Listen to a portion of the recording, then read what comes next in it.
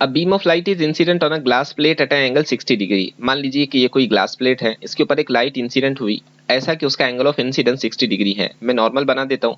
मान लीजिए कि ये इंसिडेंट लाइट है, ऐसे कि ये नॉर्मल के साथ यानी एंगल ऑफ इंसिडेंस इसका 60 डिग्री है।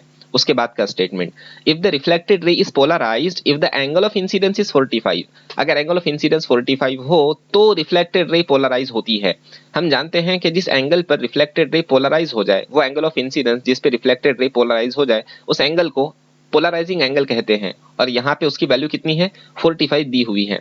यहाँ से हम रिफ्रैक्टिव इंडेक्स की वैल्यू निकाल लेंगे। म्यू बराबर होता है tan ऑफ थीटा पी, यानी म्यू बराबर हो जाएगा tan ऑफ 45। tan 45 की वैल्यू 1 होती है, इसलिए म्यू इज इक्वल टू 1 आ गया। अब स्नेल्स लॉ की तरफ आइए। हमको पता करना है कि अगर एंगल ऑफ इंसिडेंस 60 हो तो एंगल ऑफ रिफ्रैक्शन क्या होगा। ये जब मीडिया के अंदर जाएंगी तो एंगल ऑफ रिफ्रैक्शन क्या होगा। एक बात तो ये है कि जितना एंगल ऑफ इंसिडेंस होगा उतना ही एंगल ऑफ रिफ्लेक्शन होगा, लेकिन हम एंगल ऑफ रिफ्रैक्शन की बात करते हैं तो यहाँ स्नेल्स लॉ काम आएगा, जो कहता है mu is equal to sine i by sine r. Sine i by sine r, mu की वैल्यू अभी हमने कैलकुलेट की 1 के बराबर है, और यहाँ आ जाएगा साइन कितना, angle of incidence 60 divide by angle of refraction हमको मालूम करना है, साइन आर को एज इट इज लिखिए।